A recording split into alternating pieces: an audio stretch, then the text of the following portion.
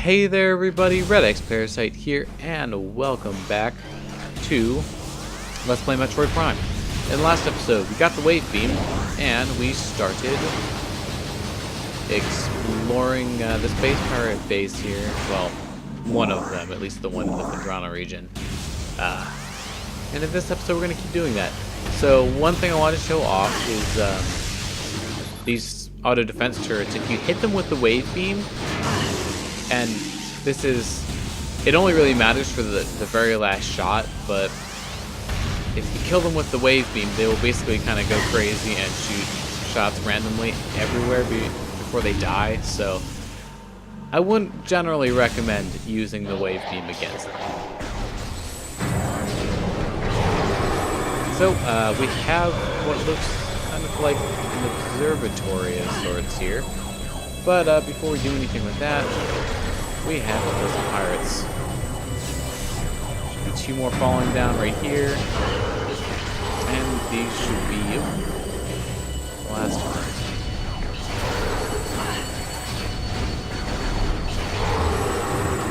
one. Alright.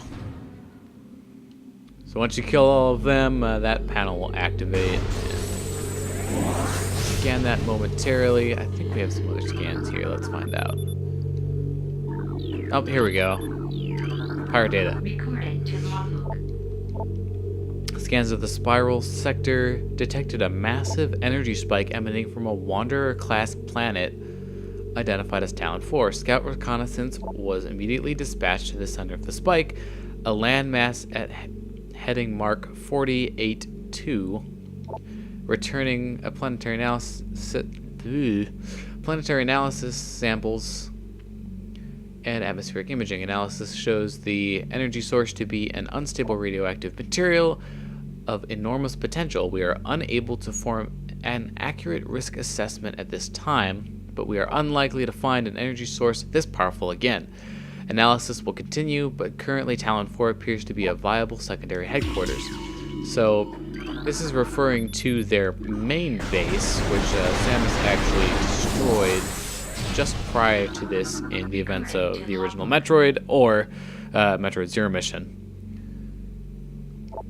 So we have more pirate data. Phazon mining is underway. Several garrisons have been established, and terraforming of the Choza ruins is underway. Security systems are operational, and science team continues to make progress in their biotech research.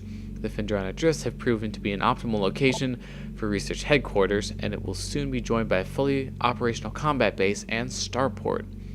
If Command's predictions are half true, we shall rise to dominance in this sector within a decacycle. Truly, these are glorious times. So now let's finally scan this thing and see what it does.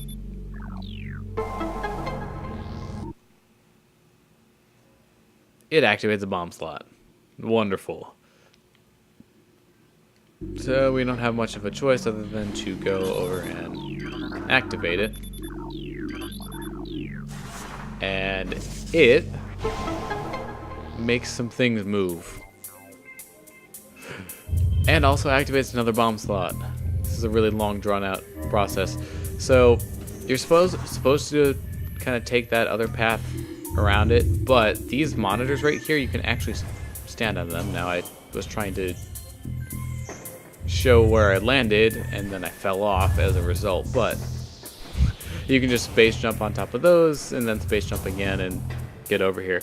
Now if I hadn't messed up, obviously it would have been faster than going around the long way, but it's fun to do anyways, so why not? So let's see, can we scan you? We can, but it probably won't tell us anything. Oh, lower node of astronomical holographic projector functioning normally. So now we have to just use some of these spinners. Yep.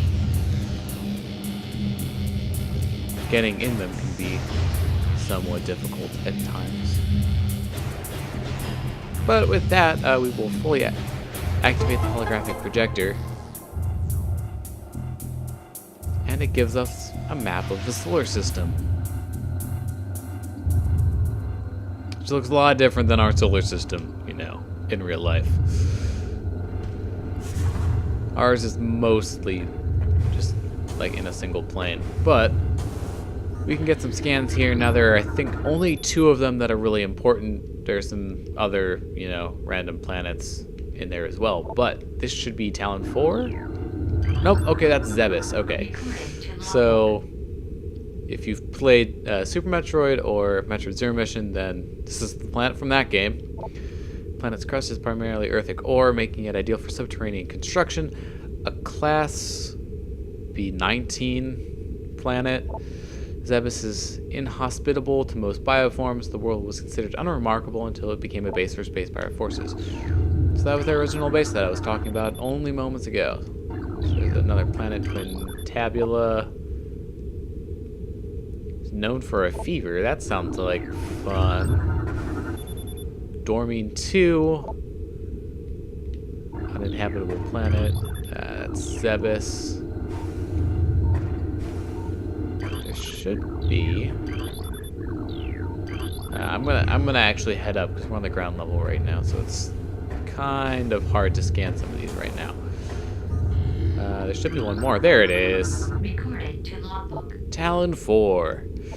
Ecosystem studies indicate that Talon 4 was a biological paradise prior to the impact of an extraterrestrial object. What remains of the biosphere is slowly fading due to exposure to phazon radiation. At current rate of decay, Talon 4 will be a barren Class 13 wasteland in approximately 25 years. I like how they just throw around these, you know, planet classes like they have any inherent meaning. That's typically something that, you know, if an author or something was releasing an extended universe or whatever, they'd maybe put down what those class specifications were. But as far as I know, those don't exist for the Metroid series, so they're just planets basically. And not that, you know, the habitability of the planets means all that much to Samus. But here at the top of the observatory, we have an upgrade. It's the super missile, which looks kind of weird in this game. All of the beam or the super weapons kind of do. A bit of light spoilers. There's going to be one of these for all 4 beams. Also spoilers, there are going to be 4 beams in total. A little fun trick that I like to do here is reflect the missile off that door and use it to hit this one. Because you can't open doors with anything other than the weapon that's supposed to open them. At least for the beam specific doors, you know, the blue ones you can open with any weapon, but not missiles actually. In any case, yeah, it's completely pointless, but it looks flashy, so I like to do it. But we're done with the observatory here, so let's move forward. Another pulse bamboo. Usually when I'm speedrunning this, obviously it's a bit faster to just speed your way through these using the boost ball, but I'm not as concerned with speed here, so just kind of take my sweet time doing some things. Alright, so this room, we'll have to see if I can get away with this, but there is a trigger to start a fight right once you walk out of the door, but if you jump right as soon as you can outside of the door, you can jump up, get on here. Nope, okay, I wasn't able to avoid it. You can actually straight up avoid this fight in the GameCube version. Part of the reason I think it didn't work quite so well here is you can't do something called ghetto jumping, which basically it involves making your space jump go farther by changing your view around. So it was dependent on the way that the aiming mechanics worked in the GameCube version, which is why you can't do it in the Wii version. But we have flying pirates. Now, they don't actually have wings or anything, they just have jetpacks. Pirates trained and equipped for airborne assault. Flying pirates are extremely agile in the air, but the heat signatures of their jetpacks can be tracked with thermal imaging. While their missiles are extremely potent, their jetpacks can be even more so. If the pack fails, they will make a suicide strike. So, those missiles can actually hurt you a lot. But there's one nice thing about them doing that missile attack. They will just stay in place. There should be more of them, actually. Yep, there they are. Now, I want to show off one feature of the wave beam is that it actually homes to a certain degree. So it is good for targeting enemies that move around a lot. And also you can see that paralyzing effect in play as well. So that is that fight. We destroyed a lot of the boxes here. Now you can obviously get back health. Let's see. I would like to actually get some health back. That would be nice. Although we're going to be getting an energy tank kind of soon, and those will fully restore your health. So it's not too imperative. And we still have 5. We're not hurting all that much just yet. You know what? Let's use the boost ball a little bit here. And we have ourselves another research lab. Oh, hey, that's a pirate data. More logbook entries, hooray! Initial transfer of Metroids to Talon 4 research facilities has been completed. 3 were terminated in an incident at the landing site, but the others were pacified and transported safely. Initial phazon and fusion testing is underway. We are eager to observe the effects of phazon on Metroids, especially their ability to absorb and process the energy given off by phazon sources. Early research suggests a considerable growth in power and size. Whether the creatures stay stable thereafter remains to be seen. Let's see. Oh, it looks like there's another one there as well. Containment fields appear 100% effective after adjustments. Below 10 degrees centigrade will render Metroids inactive. I'm just scanning. There's a cutscene trigger. If you're wondering why I'm not walking forward, that's why. The reconstruction of Geoform 187, codenamed Ridley, was recently completed. After his defeat on Zebes, Command ordered a number of genetic improvements. For him, though aggressive, we were able to implement these changes in a cycle. The metamorphosis was painful, but quite successful in the end. Early tests indicate a drastic increase in strength, mobility, and offensive capability. Cybernetic modules and armor plating have been added as well. We believe our creation, now called Meta Ridley, will become the mainstay of our security force, a job he will certainly relish. So yeah, Meta Ridley. He's fun. Alright, so right here though, we have our first Metroid. Now we've been hearing the Space Pirates talking about them quite a bit, so this is, if you couldn't tell, you know, the name, the enemy that the series is named after. And no, Samus's name is not Metroid. Morphology Metroid, energy-based parasitic predator. The dominant species of planet SR-388, Metroid can suck the life force out of living things. A Metroid will latch onto its prey and drain energy, growing larger as it does. The only way to shake an attached Metroid is to enter Morph Bomb mode and lay a bomb. So, once you scan it, it will escape itself. Piss it off. It only takes a few hits. Of course, once you take care of the Metroid, the Space Pirates will figure out that you're here. You can't run away from me. Looks like we have some more pirate data here. All guards must use ice containment gear when transporting Metroids. So this is kind of hinting at one of Metroid's major weaknesses, which is the cold. The pirates have also talked about it as well, in terms of containment fields being chilled to keep them inactive. Confidence is high regarding phazon applications. We know enough about phazon now to begin combining it with Space Pirate DNA. The codename for this venture will be Project Helix, named after, you know, the DNA structure, which is a double helix. Preliminary studies indicate that phazon infusion could produce radical new pirate genomes. Mutation levels are high in current status subjects. Phazon madness is a concern, but refinements in the infusion process should reduce or neutralize the odds of mental degeneration. Oh, you almost hit me there. Alright. Oh, it's kind of getting hung up on something there.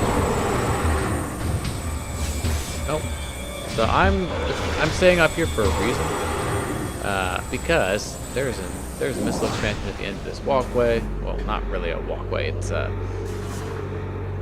of like a, I don't even know what I would call this. It's okay. Well, that was not good. Luckily, we landed on something, and it saves us a little bit of time getting back. But this is not the best camera angle for this, actually. You have to roll forward at kind of a diagonal. This is a little bit better, but yeah, there's no railing on this. Okay, just take it slow and steady wins the race. God dang it. Okay, well, I guess while we're down here, let's get this energy tank. It's not one of my favorite upgrades. Also, you don't actually have to activate these elevators. You can just stand on the thing that you scan to activate them and then space jump up. It's kind of a fun little thing that I like to do. Alright, if I don't do it this time, I guess I'm just gonna cut when I get it. I'm gonna cut to when I get it, is what I meant to say. So I'll see you in hopefully not all that long. Okay. Got it, you know, as soon as I shut up and stop saying anything. So there you go. Oh, there's another Metroid down here. Now you can actually voluntarily free these Metroids, but I'm just gonna let them stay in their tanks for now. It's another empty tank. Hi. So yeah, you can destroy the tanks with missiles. Oh, okay. I was about to say, I feel like there should be some more scans down here. Recorded to logbook. Pirate data. Metroid dissection continues to provide more questions than answers. Our research teams have isolated the energy conduits that run from the invasive twin mandibles to the energy core in the creature's quadripartite nucleus. But the manner in which a Metroid actually extracts the life force from its prey remains an utter mystery. The victim does not lose blood or any other vital fluids, and yet the Metroid extracts energy. Identifying this energy is our central problem. It takes no physical form, and yet without it, the victim dies. We will continue to research this matter, as the isolation of this life-giving essence could be the key to our ascendance. Okay, it looks like there's one more piece of pirate data.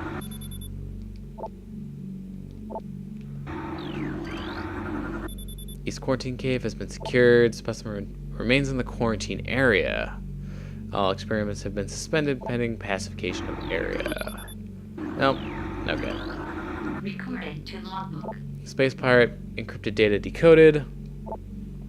Studies of Metroid biology continue, though with limited progress. It seems likely that we will be much more successful in using the Metroids for our means rather than trying to reproduce their powers. If they could be adequately tamed, we would have no need of a proper understanding of their metabolism. A small force of disciplined Metroids could wipe out entire armies. And once we find a way to shield them from the cold containment weapons, they will be invincible. Furthermore, we could then harvest the energy they consumed. We'd have a near limitless source of power at our disposal. So, the space pirates are plotting very nefarious things. We definitely need to make sure that they don't accomplish any of it. So that will wrap it up for this is Research Lab Ether.